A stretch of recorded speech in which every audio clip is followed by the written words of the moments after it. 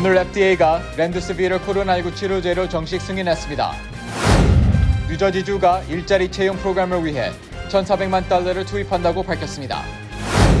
지난주 미국 내 실업수당 신청 건수는 총 78만 7천 건으로 3월 14일 이후 가장 낮은 수준으로 떨어졌습니다. 해외에서 최초로 세워진 뉴저지 팰리세이드 파크 위안부 기름비가 건립 10주년을 맞았습니다. 미 질병통제예방센터 CDC가 코로나19 규정 중 밀접 접촉자 범위를 확대했다고 밝혔습니다. 트럼프 행정부가 H-1B 발급 시 제한 조치를 강화하기로 한 지침에 대해 주요 대학들이 시행 중단 소송을 제기했습니다. 뉴욕시경이 대선 결과에 발생하게 될 시위 상황에 대한 대응 준비에 나섰습니다.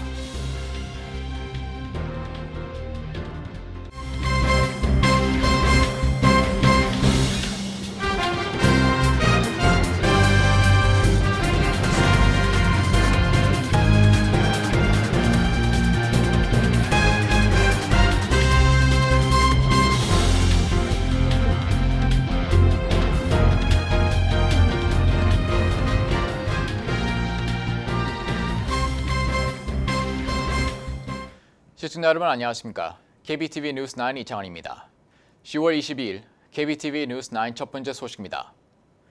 오늘 FDA가 길리어드 사이언스에서 개발한 렘데시비를 코로나19 치료제로 정식 승인했다고 밝혔습니다. 미 식품의약국은 22일 항바이러스제인 렘데시비를 코로나19 입원 환자 치료에 쓸 수 있다는 정식 허가를 내줬다고 CNBC 방송과 로이터 통신 등이 보도했습니다. 지난 5월 FDA로부터 긴급 사용 승인을 받은 지 5개월 만에 렘데시비르는 미국에서 코로나19 치료용으로 승인받은 최초이자 유일한 의약품이 됐습니다.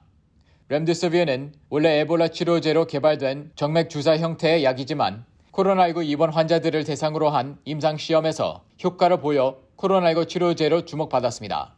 이달 초 발표된 임상시험 결과에서 렘데시비르를 투여한 환자의 회복 기간이 그러지 않은 환자보다 5일 더 단축된 것으로 나타났습니다. 코로나19 감염된 도널드 트럼프 미국 대통령에게 투여된 여러 치료제 중 하나이기도 합니다. 다만 세계보건기구 연구 결과에서는 렘데시비르가 환자의 입원 기간을 줄이거나 사망률을 낮추지 못한 것으로 나타나 치료 효과를 둘러싼 논란이 일었습니다. 경증 환자에 대해서는 별다른 효험이 없다는 지적도 나오고 있습니다. 길리어드는 렘데시비르 수요가 급증할 것으로 보고 생산량을 늘리는 데 전력을 기울이고 있습니다. 지난 8월 회사 측은 연말까지 200만 명 투여분 이상을 생산하고 내년에 수백만 회분을 추가로 더 만들어낼 계획이라고 밝힌 바 있습니다. 길리어드는 이달 말까지 렘데시비르 생산량이 전 세계 수요를 맞출 수 있을 것으로 기대하고 있습니다. 뉴저지주가 일자리 채용 프로그램을 위해 1,400만 달러의 CARES 법 펀드를 투입한다고 밝혔습니다. 최명진 기자의 보도입니다. 21일 필머피 뉴저지 주지사는 연방 정부가 통과시킨 CARES 액트 중 주정부에 배분된 코로나 바이러스 구호 및 경제 보장 기금을 통해 코로나19에 타격을 입은 특정 업종에 대한 임금을 보조하고 주민들이 일자리를 얻을 수 있도록 새로운 기술을 습득할 수 있는 기회를 제공한다고 밝혔습니다. CARES 액트 기금은 세 가지 프로그램에 사용될 예정입니다. 첫 번째로 고용시장 구제 목적으로 쓸 예정입니다. 이는 코로나19로 인해 실직된 근로자와 장기 실업자들을 위해 임시로 직업을 가질 기회를 제공합니다. 관련 직업으로는 장기간호보험시설입니다. 장기간호보험시설은 이미 CARES 액트 기금에서 1억 3천만 달러가 지원됐으며 이 중 7,800만 달러는 공인간호보조원을 고용하고 이직률을 줄이기 위해 사용되었습니다. 두 번째 기금 프로그램으로는 맞춤형 및 실무 교육에 300만 달러가 투입됩니다. 이는 고용주가 교육을 마친 후 해당 직원을 고용하기로 약속하는 경우 신입 직원의 교육 비용 최대 50%를 부담합니다. 소매, 식료품, 운송 및 물류와 같은 필수 업종을 대상으로 합니다. 마지막 기금 프로그램은 고용 및 훈련 서비스에 700만 달러가 투입됩니다. 이는 주 전역의 인력투자위원회에서 지원하는 경력 지원 서비스를 확대할 예정입니다. 관련 지원 서비스에는 아웃리치, 접수, 평가심사, 이력서 상담, 단기 교육 추천 등이 포함되며 온라인으로 제공됩니다. 필머피 주지사는 너무 많은 사람들이 실직해 포기한 상태에 이르렀다며 그들이 다시 일을 할 수 있게 도와줘야 하는 노력이 필요하다고 전했습니다. KBTV 뉴스 최명진입니다. 지난주 미국 내 실업수당 신청 건수는 총 78만 7천 건으로 코로나 팬데믹 본격화되던 3월 14일 이후 가장 낮은 수준으로 떨어졌습니다. 김은지 기자의 보도입니다. 지난주 집계된 신규 실업수당 청구 건수는 전주 84만 2천 건에서 5만 5천 건이 줄어든 78만 7천 건으로 팬데믹 초기에 기록했던 28만 2천 건 이후 최저치입니다. 또 최소 2주간 실업수당을 청구하는 계속 실업수당 청구 건수도 837만 건으로 102만 건가량 급감했습니다. 이날 발표는 미 고용시장의 점진적 회복을 시사하는 긍정적인 신호라는 해석이 많지만 팬데믹 전보다 여전히 이례적으로 높은 수준인데다 통계에 맹점이 있다는 지적도 적지 않습니다. CNBC 방송은 실업수당 신청이 줄어든 이유 중 하나는 정기 실업수당을 모두 소진한 실업자가 많아지고 긴급수당 등 다른 보조금 신청 증가로 인해 일부 감소가 이뤄진 것이라고 보도했습니다. 또 미 노동부는 기존 실업수당 청구 자격이 없는 독립계약자나 임시직 근로자 등을 지원하기 위한 팬데믹 실업보조 신규 청구가 전주보다 34만 5천 건 증가했다고 지적했습니다. 미 경제 전문가인 캐시 보스탄 측은 청구 건수가 여전히 매우 높은 수준이고 실업자를 위한 재정 지원의 부족이 소비자 태도와 소비 지출을 압박할 것이라며 지원금에 의존하는 가게들의 매우 고통스러운 현실이라고 말했습니다. 코로나19 팬데믹으로 인한 미국의 신규 실업수당 청구 폭증 사태는 330만 건을 기록한 3월 셋째 주부터 본격 시작됐습니다. 같은 달 넷째 주에 687만 건까지 치솟은 이후에는 감소세로 돌아섰으나 20주 연속 100만 건 이상을 기록했습니다. 팬데믹의 충격이 미치기 전 미국의 평균 신규 실업수당 청구 건수는 매주 21만에서 22만 건 수준이었습니다. 또 팬데믹 전 최고 기록은 2차 오일 쇼크 당시인 1982년 10월로 69만 5천 건이었으며 금융위기 직후인 2009년에는 65만 건까지 늘어난 바 있습니다. KBTV 뉴스 김은지입니다. 전 세계 위안부 기림비 중 해외에서 세워진 1호 뉴저지 팰리세이드 파크 위안부 기림비가 건립 10주년을 맞았습니다. 오늘 행사에는 지역 정치인들과 한인단체 인사들이 참여한 가운데 치러졌습니다. 크리스정 펠팍 시장은 이 기림비는 일본과 한국의 정치적인 문제가 아닌 인권 문제의 중요성과 그런 정신이 다음 세대로 이어져야 한다고 말했습니다. 특히 인권의 중요성이 잊어져서는 안 된다는 신념하에 이 기림비가 세워졌다고 덧붙였습니다. 이날 행사에서 크리스정 시장은 시민참여센터 김동찬 대표에게 감사패를 전달했습니다. 김 대표는 일본이 하루빨리 미래를 향해 전진하기 위해서는 위안부 과거사 문제를 명확히 정리하고 다시는 이런 일이 일어나지 않게 되기를 바란다고 덧붙였습니다. 2007년도 이제 연방의회에서 위안부 결의안이 통과되었죠. 역사적인 사변이 있는데 이제는 지역에서 미국 시민들이 알 수 있게끔 교육 활동하는 게 좀 필요하지 않겠느냐 그런 걸 하면서 저희들이 인턴십을 할 때 이것을 보게 되었습니다. 당시 데니스 맥러니 카운티장이 팰리세이드 파크에 세우면 좋겠다 해서 이제 여기에 세우게 되었고 저기 있는 큰 돌은 당시 카운티에서 한 5천 불 상당의 돈을 카운티에서 제공을 하고 이 부지는 당시 팰리세이드 파크 시의회 재산으로 이 부지를 제공을 했고 또 이날 참석한 김동석 한인 유권자 연대 대표는 2010년 기림비를 세우기 위해 힘들었던 당시 상황을 설명했습니다. 펠팍 시의회에다 어필하고 당시 시장님 설득하는데 힘들었죠. 일본의 발톱에 못을 박는 역할을 하는 게 이거였습니다. 왜 그랬나 하면은 이게 여성 인권 이슈 때문에 그럽니다. 안타까운 거는 이 이슈가 여성 인권으로다 더 견고하게 세워지지 않고 한국에서 좀 망가졌잖아요. 그래서 다시 자랑스러운 우리 미주 동포들이 처음에 이 일을 결의안을 만들고 머니먼트를 세웠던 기본 정신을 목소리를 메시지를 다시 내야 될 때가 됐다 이런 생각. 올해로 건립 10주년이 된 팰리세이드 파크 위안부 기림비는 위안부 역사를 잊지 않고 후세에 알리기 위한 노력은 다양한 방면에서 계속될 예정입니다. 미 질병통제예방센터 CDC가 코로나19 규정 중 밀접 접촉자 범위를 확대했다고 밝혔습니다. 이로써 학교와 직장 내 감염 예방 규정도 크게 수정될 것으로 예상됩니다. 자세한 내용 최명진 기자가 전해드립니다.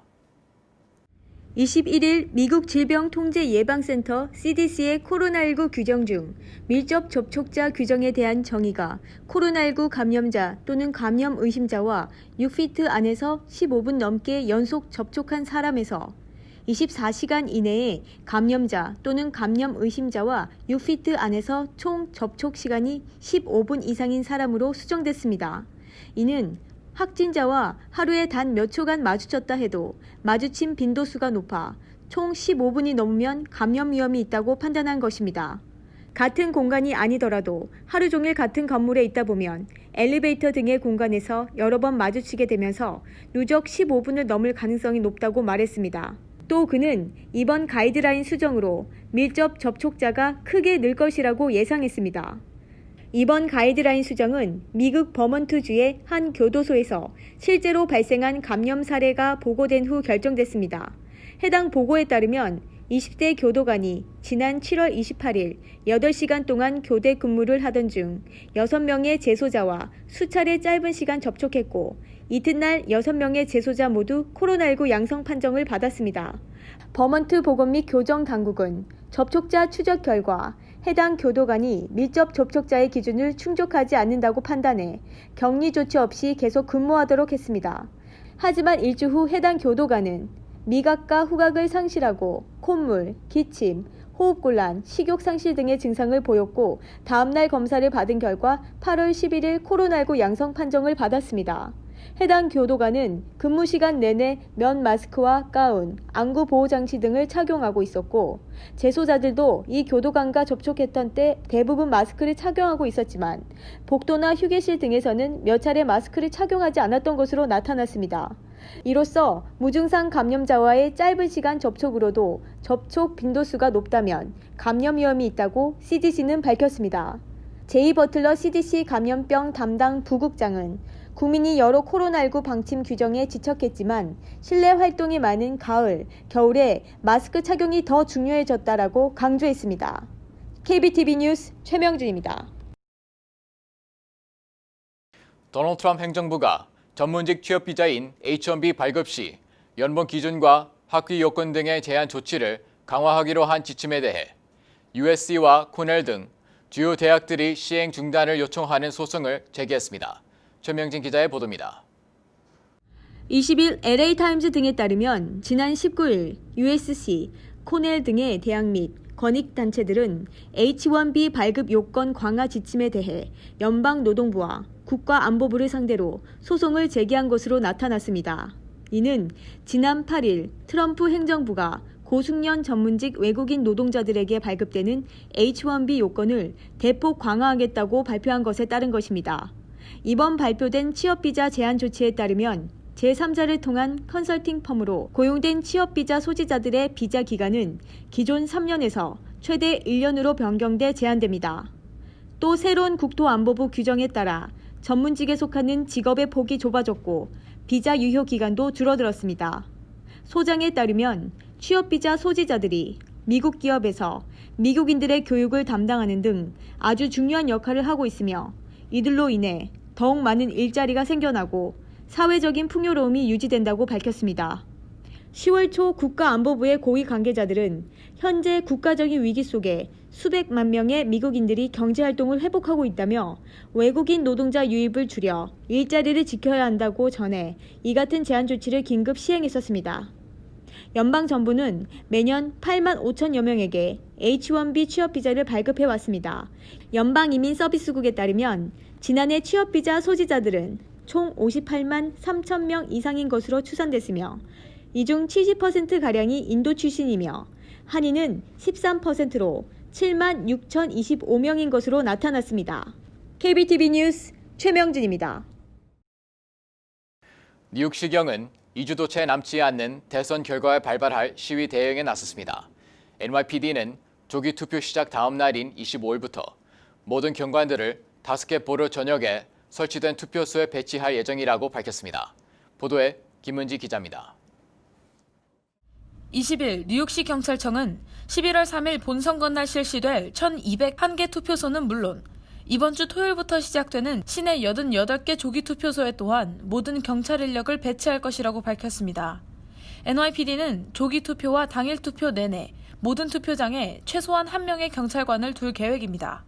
이 같은 조치는 올해 뉴욕시와 미 전국적인 분위기상 특히 많은 시위가 있었을 뿐만 아니라 이번 대선 캠페인에 논란의 여지가 다수 있었던 점과 사회 개혁을 위한 크고 작은 움직임이 끊임없이 발생됐던 점, 작년 대비 범죄율이 94% 급증한 점을 고려해 나온 판단으로 해석됩니다. 경찰 당국은 우리가 이 경찰 제복을 입었을 때만큼은 정치의 바람과 관련이 없다며 선거 결과에 상관없이 어떤 방식으로든 안전을 최우선으로 할 것을 약속하고 내년까지 증가할 시위 발생 가능성을 염두해 최악의 상황에 대비할 것이라고 말했습니다. 테렌스 모나한 국무장관은 군중 통제 훈련을 비롯해 더 많은 훈련과 준비를 했다고 말했고, 존 밀러 뉴욕 경찰부청장은 선거 부정, 선거 조작은 물론 다양한 시스템을 통해 투표권을 침해하려는 움직임을 감시하고 있다고 말했습니다. 이같이 경찰이 지금부터 경비를 강화하는 것은 적절한 것으로 보입니다.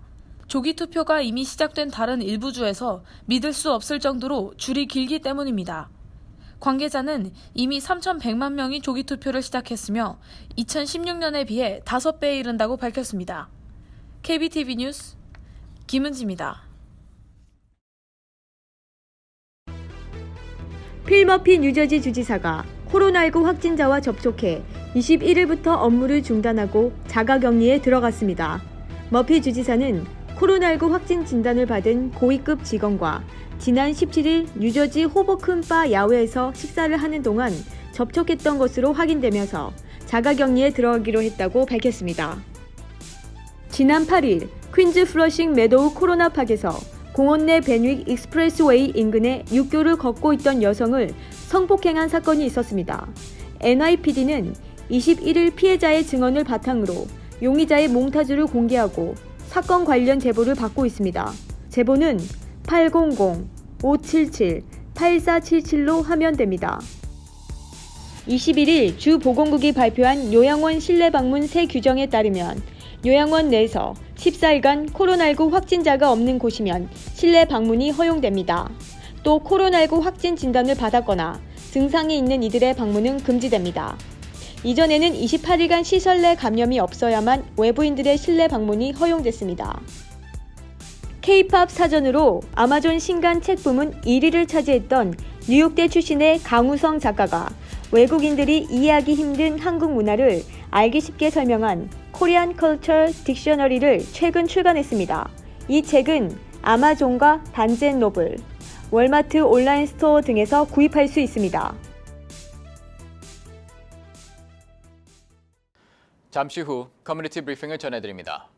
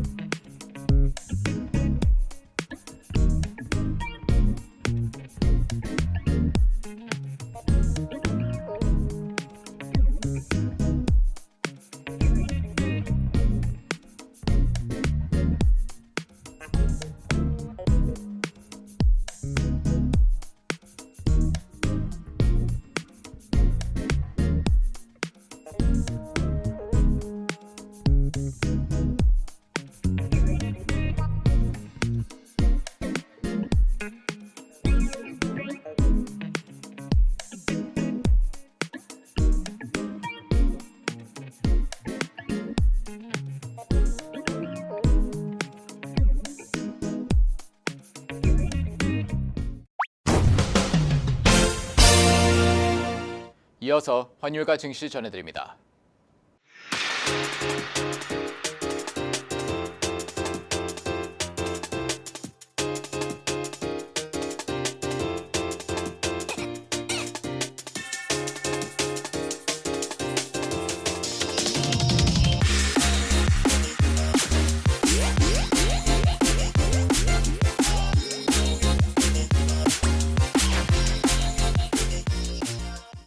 잠시 후 뉴욕과 뉴저지 날씨 전해드립니다.